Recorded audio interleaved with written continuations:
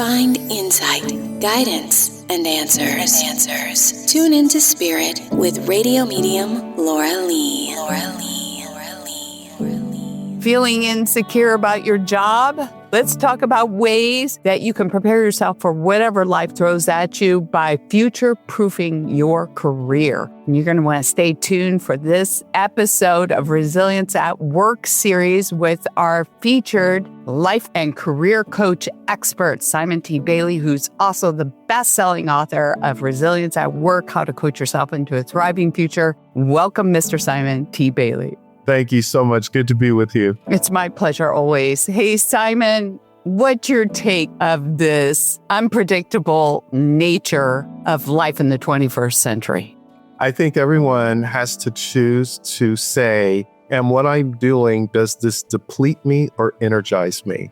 Because every conversation, every social interaction, every decision, you're either increasing your energy or you're depleting your energy, and energy is everything. Agreed. And you know, I read somewhere in your book about growth mindset and developing it for adaptability. So could you expand upon that? Yeah, the growth mindset, especially now, is saying, how do I be a plus in a minus world? How do I begin to plus up every interaction, every engagement, whatever I am called to do professionally and certainly personally? Am I adding value or am I subtracting? I think the other thing that is important is whatever you're doing, do you have to do it or do you want to do it?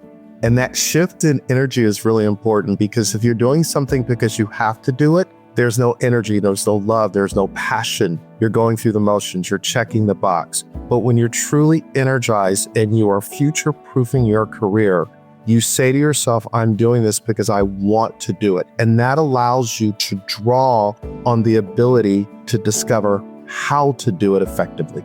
I like that. There's so many people out there who are running to do things because they believe they have to. It's always about the love, following the heart.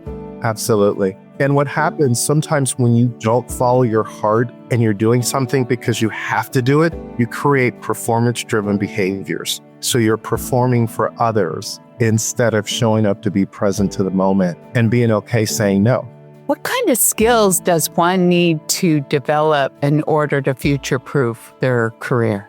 I think one of the important skills is assertive communication. And assertive communication is the ability to double down on listening more, talking less, so that when you do communicate, it is meaningful, it moves things forward, it doesn't cause the communication or the outcome to be stuck. So assertive communication is protecting your energy to say, is this the highest and best use of my time? And as I am communicating, am I inviting others to grow as I grow? Oh, wonderful. You also mentioned to me once about creating a development plan for your future. Could you explain that to some of our audience members who are tuning in right now? So one of the things I really believe in is thinking about the future in what I would call 15, 7, 30, 90. Taking 15 minutes a day to get really intentional about adding value. Then over 7 days, because of that 15 minutes a day, it's creating momentum, which creates 30 days, which creates 90 days. Chunk the future down into quarters. So by the time you get to the end of 4 quarters, end of a year, you can look back and say, I created the future by chunking it down, thinking of my beliefs, my behaviors, and my actions. Which turn into habits. Correct. I like that. Yes, it's doable if you chunk it down and it's not overwhelming. Yeah, I agree. Great advice.